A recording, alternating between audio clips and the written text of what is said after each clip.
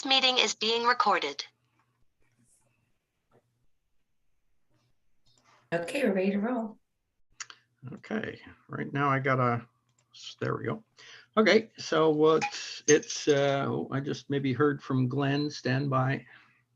Oh, Just a second. No, not him. Okay, never mind. Okay, 6:05 now. Let's call the meeting to order.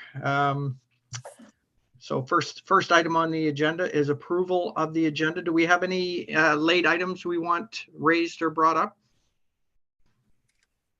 None for me. none for me. Nope. Okay.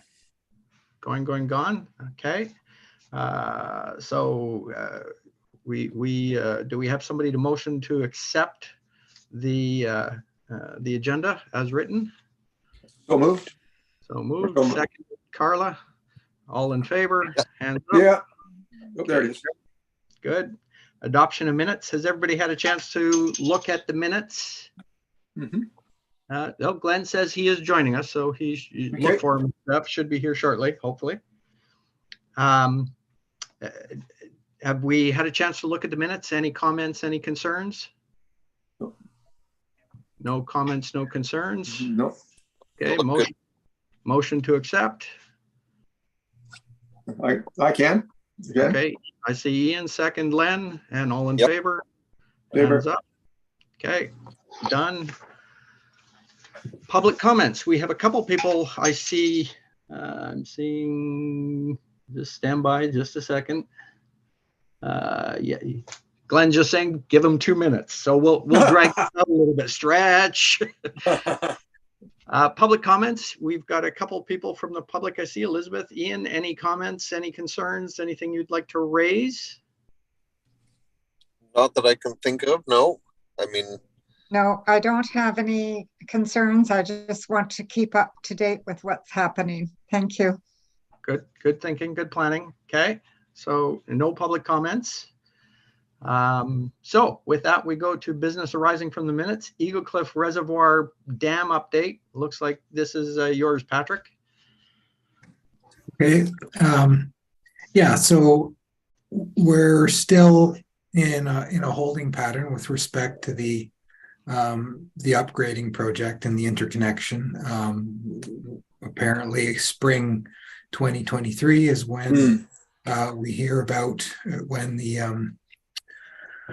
word about the ICIP grant we applied for will be available.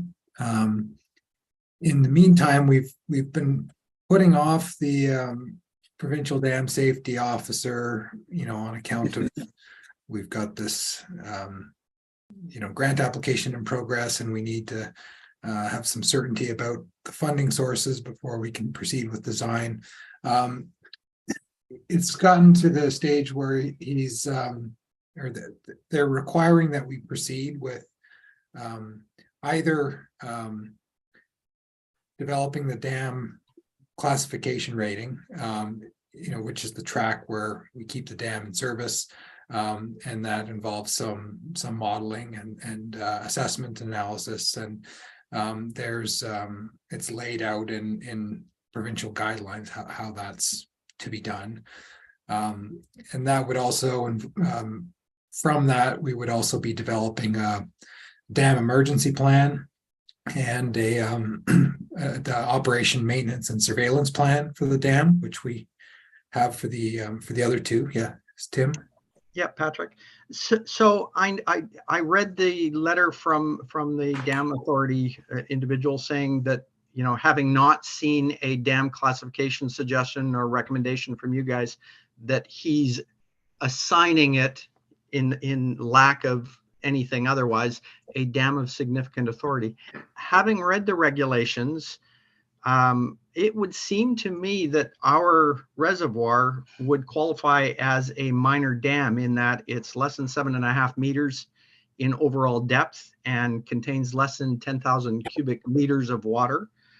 Report says we have 7,500, and the depth appears to be, based on the most recent depth recording that we did, just over 6 meters, actually just under 6 meters. So why could we not put forward a recommendation from BIM to the dam authority saying, we believe this to be a dam, a minor dam under your definition, and therefore is exempt to the regulations?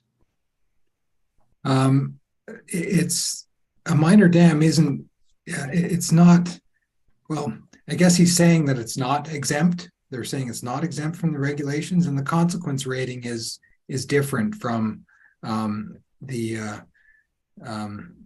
Yeah, but again, I'm reading what he has written, and he said, in the lack of any response from BIM, making a recommendation of what you feel the dam should be, he's going to assign it this. right. So we would have to do Record some a work to look at this. It's not just the size of the dam, it's also what's and how much water it's retaining. It's what's downstream of it, and what would happen if in the event of a dam breach. So we would have to look at that. That's not how I read the regulations. When I read the regulations, it says a minor dam, which is this, and our reservoir would qualify, would be exempt of these regulations. So again, could you guys not make a case that that's where we are and what you believe, and why it's perhaps not as high on our radar as it is on theirs? Mm-hmm. Perhaps we could make that case. I think it's pretty close to the volume. No, it's 75% of the volume. The volume is 10,000 cubic meters. We're at 7,500. The minimum, the maximum depth of a minor dam is 7.5 meters, and we're at slightly under 6. So I don't even think we're close to the line. Mm-hmm. Okay, well, I mean, that would be one track to pursue. If we're looking at a dam safety classification, that might be something that would fly. I'm thinking that just might take us, a sidestep away from that whole requirement and expectation of a dam safety plan and all of the money and consultants attached to that program. Anyways, just as I read through it, that's what I saw. So I don't know whether you've taken the time to take that or have considered that at all. It might be worth pursuing. It might. I think we would still want to get some professionals to help us with that. And the other option is, which is more in line with the overall plan, is to develop a dam decommissioning plan. And there's some guidelines laid out for that. So I guess what I was suggesting is that would be our best path forward. I did have some discussions with Creus, who had done some previous work relating to this reservoir and dam, and they've done some other dam assessment and planning work for us. One of the concerns is that you get into you get on that path of looking at what's required to keep your dam in operation.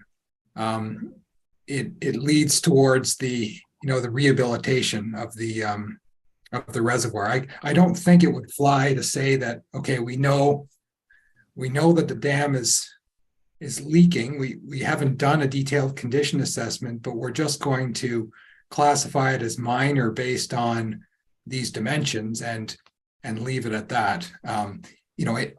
It might. I doubt it.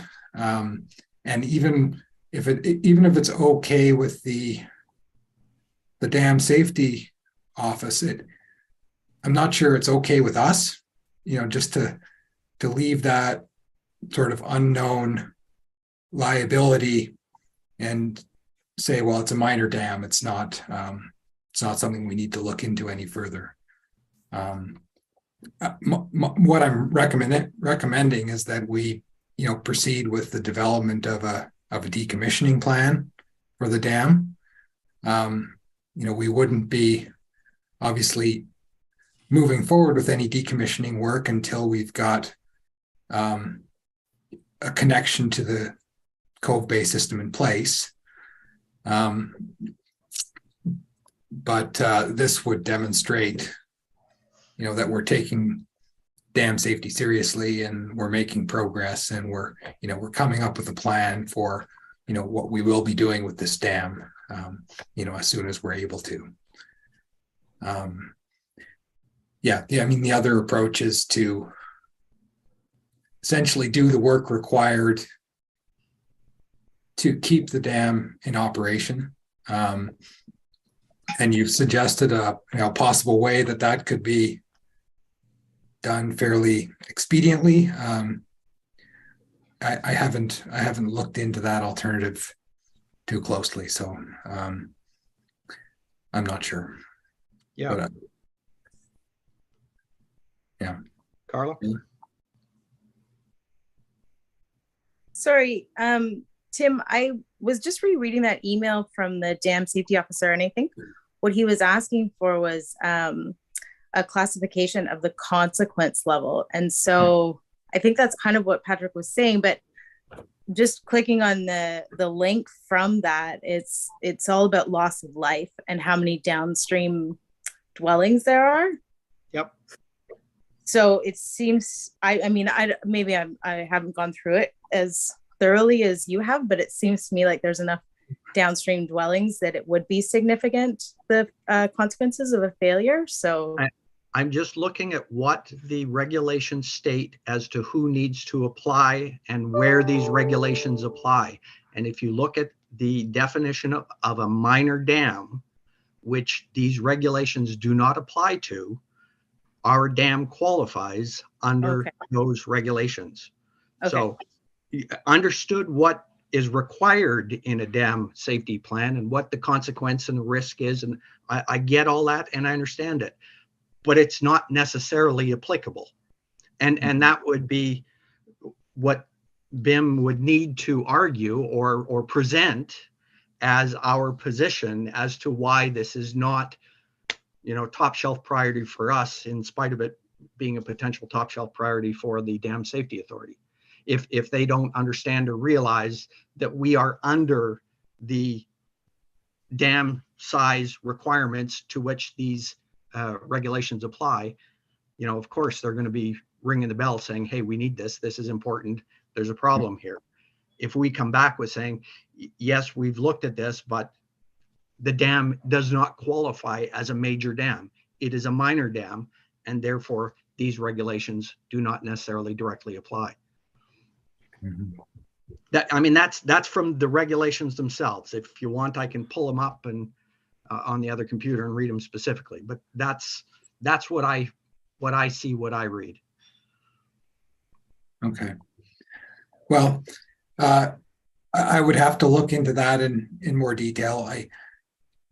Whether it's 8,000 or 10,000 or 7 meters or 6 meters, it's You got to draw the line somewhere. They've drawn the line. I know. We're under it.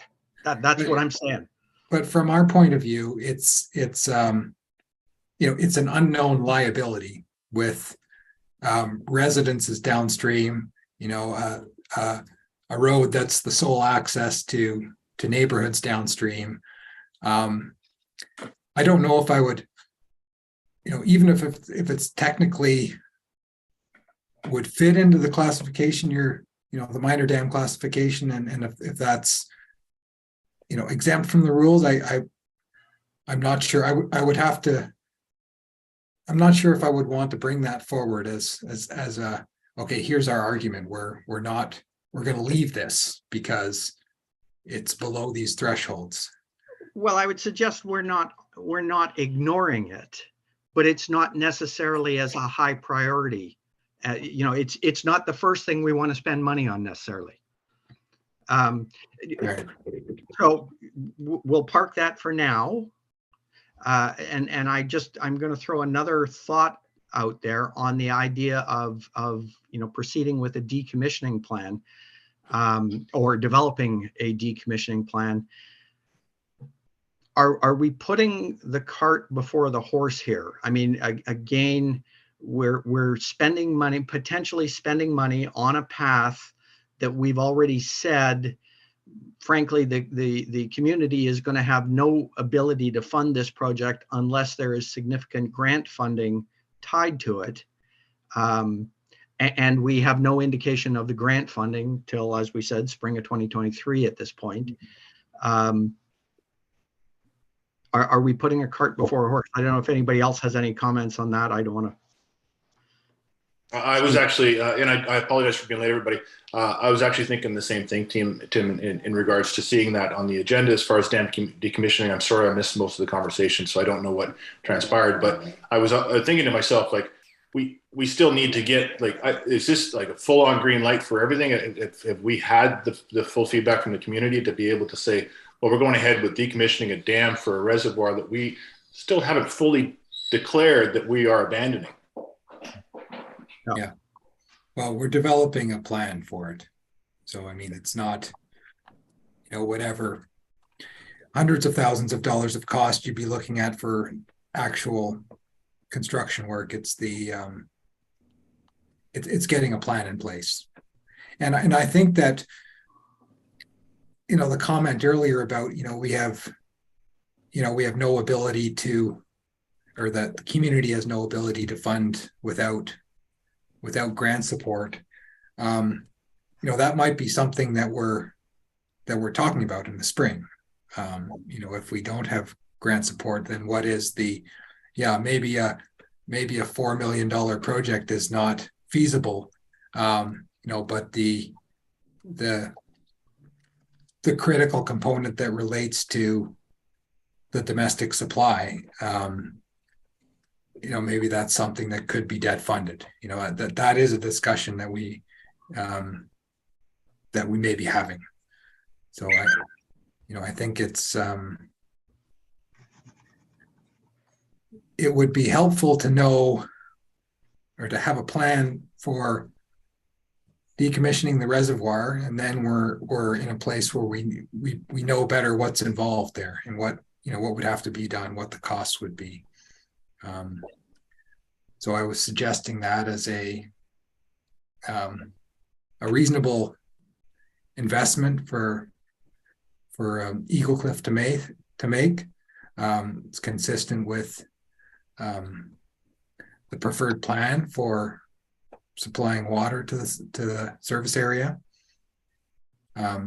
Demonstrates that we're making progress on the dam safety front, and provides better certainty and clarity about what's actually required and what the costs would be. So I suppose it's, we've kind of held off on everything for that reason. Well, we don't want to put, the cart before the horse. We're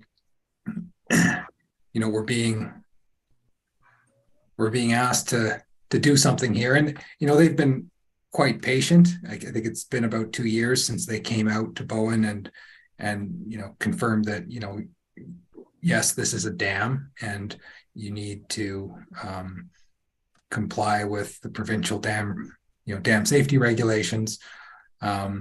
We've been putting them off ever since, because we've got this larger project in the works. And so I would like to be able to say that we need to do something, and if not the dam decommissioning plan, then we would have to invest some effort and likely some money in looking at the other path. Glenn, I see your hand up. Well, I was just going to ask the question because, as I say, like, it just says dam decommissioning that we're talking about here, but what they're asking for is a dam management plan. Is that correct? And we're just suggesting that our management plan is a decommissioning plan in the end, but we just don't know how long it's going to take to get to that point. Well, they're asking for one or the other. Right. Either you've got a plan for keeping the dam in operation, which involves developing a consequence rating for the dam and your dam emergency plan, and and operation, maintenance, and surveillance plan. There's requirements laid out there, which Tim is suggesting, well, maybe that can be bypassed, or you're developing a plan to take the dam out of service. But does that plan entail a time frame or just a process to take it apart? What's the dam decommissioning plan look like? Yeah, it's the plan for decommissioning the dam, and there would probably be asking for a time frame, and we're not going to be able to provide anything specific at this point, but it would be part of a larger water supply improvement project. So at this point, we're not committing to having it decommissioned at any point in time. We'd simply be saying that we're hiring a consultant to help us with this, and we're moving forward on developing the plan for decommissioning the dam. And it would probably be later in the once we have more information about funding and thus time frame for the improvements project, we'd be able to put some, this would be integrated into the overall project plan.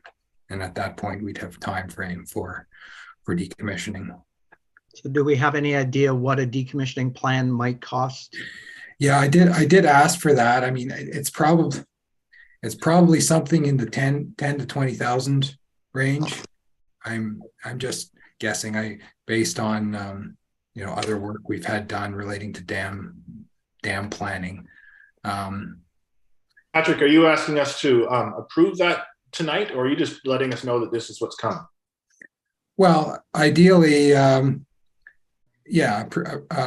approve that path and that expenditure. That would Does be the anybody feel preference. they have enough information to be able to make that decision tonight?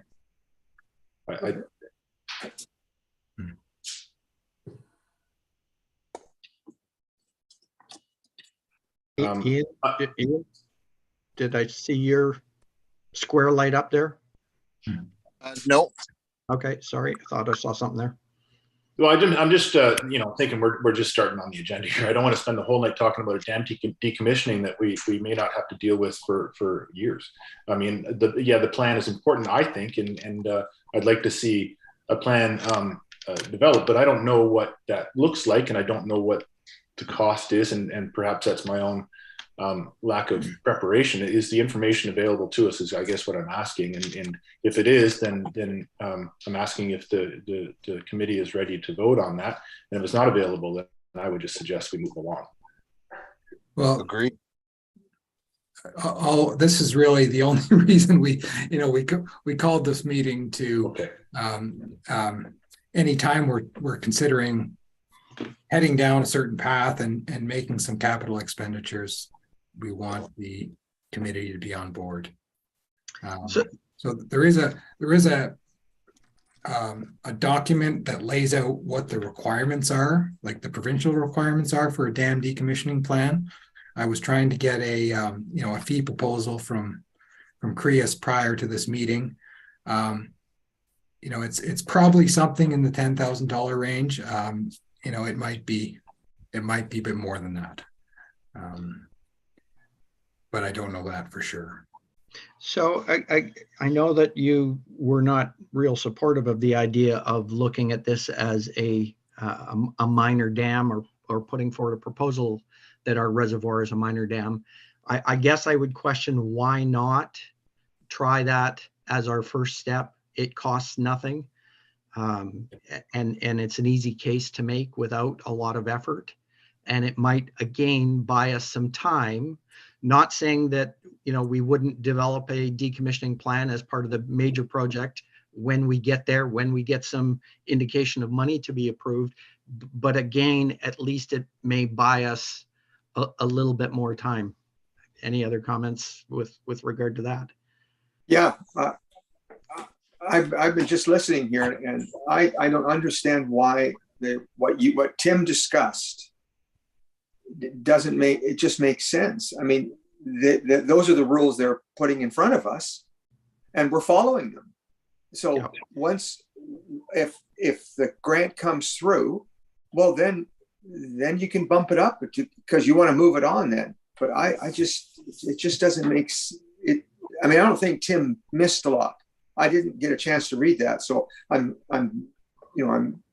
confident, just based on the way he usually operates, that he's got it pretty well figured out. And I don't know why we're so locked into the decommissioning. Like they're not going to throw us in jail, or it's Well, just, in fairness to Patrick, and I'll defend you on this, Yep. Patrick, there are consequences of not following the dam safety regulations, and we are already in breach of them. Mhm. If we do consider this to be a dam of significant consequence, etc. But I would argue, Patrick, that for your license and your engineering degree and your little pinky ring, that you could argue that this dam does not meet the requirements of being a significant consequence for the following reasons. It's not of significant size, it's not of significant depth. Therefore, it is a minor dam, and make that argument. That saves you, that saves the muni a potential liability. I mean, I understand there's still a liability of water coming down the hill. I get that. I understand that. But we're still trying to bide our time until we get to, some form of indication of grant approval or moving forward in that direction. Anyway, I'll shut up again. Yeah, the numbers you were getting there in terms of the capacity and the height, where are you getting those from? I'll send them to you tomorrow. It's right out of the dam safety regulations. No, the actual what year? The numbers are both from the original CREAS report, I believe. I'll pull it up and send it to you tomorrow. And the depth is from the sounding that we did when Glenn Skirhan was sitting in your chair, and we brought up the survey company to do depth sounds of the reservoir, and the chart that you then sent out to all of us indicating what the maximum depths were. Right. So the thing is that all of that information, when Vinod, the dam safety officer, came out here, he asked us to send us, he asked us to send all the information we had on the dam. So we did provide all of that information, and he's never taken the position that okay, it's just small enough to be exempt from all the rules. And that's why I say, I mean, in his letter, he says that he's requesting for you guys to make some sort of indication as to, what the classification of the depth of the dam and the potential damage is. And so your first position should be, that, hey, this is based on these volumes, based on this depth, based on your regulations, we're calling this a dam of minor consequence, or a minor dam. And therefore, yes, we're aware that there's potential leakage issues. Yes, we're looking at it from a management perspective and a risk management perspective, but it's not a significant consequence as has been suggested.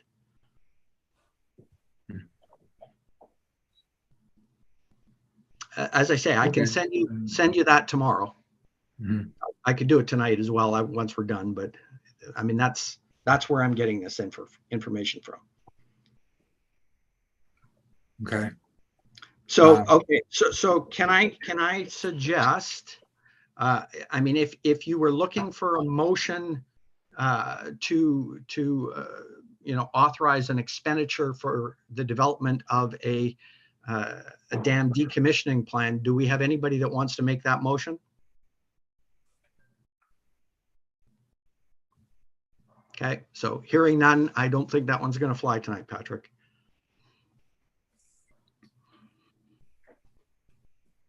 Okay. Shall we move on? Okay. Next up, follow up to the dam sealing product. Again, that's Patrick. I know that there was some letters sent out to that effect. Yeah, I mean, Annette did do quite a bit of research into this product, and I mean, there's a couple of issues.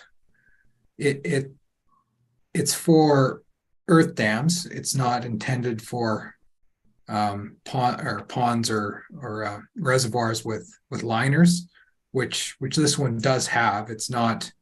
It's in the condition of it is likely not good, but it does have the liner, which would seem to prevent the product from working the way it's supposed to. We did ask the Vancouver Coastal Health folks about it, and they were, very wary of, this product. Well, what is it? What, is it certified? There's no, we did follow up with the company that supplies it, and there's no certification or assurance that they can provide that would satisfy VCH. And why is it? It's not. There were suppliers in Canada that don't carry it anymore. It's only available in Australia. Why is that? So, based on this, it doesn't seem to be. It doesn't really seem to be a viable solution for us. So Okay. I just want to express appreciation for the work that Annette did, because I think she did put in a lot of work for that. So yeah. Thanks to her. Agreed. Yeah.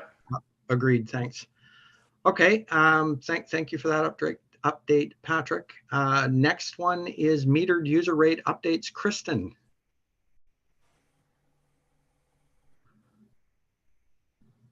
I just wanted to advise the committee that we sent out the billing. Obviously, I'm sure you got your bill and you're aware of that.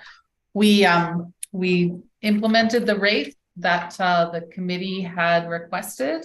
Those rates were adopted by council last April or May, I believe. And I just wanted to let you know the total collection. The budget was 80,000, and we collected 80,819 using those methods. So it came in right on target, and I just wanted to provide you with that update. So thank you. Perfect. Good news. Okay, thank you. New business, any other business? Anybody want to add anything to the discussion? Hearing none. Next meeting to be determined, and we're ready to adjourn. Is that it? Motion to adjourn. Glenn, second. All in favor? All right. Thanks, guys. Appreciate it. That was a quick one. Good work. Thank you.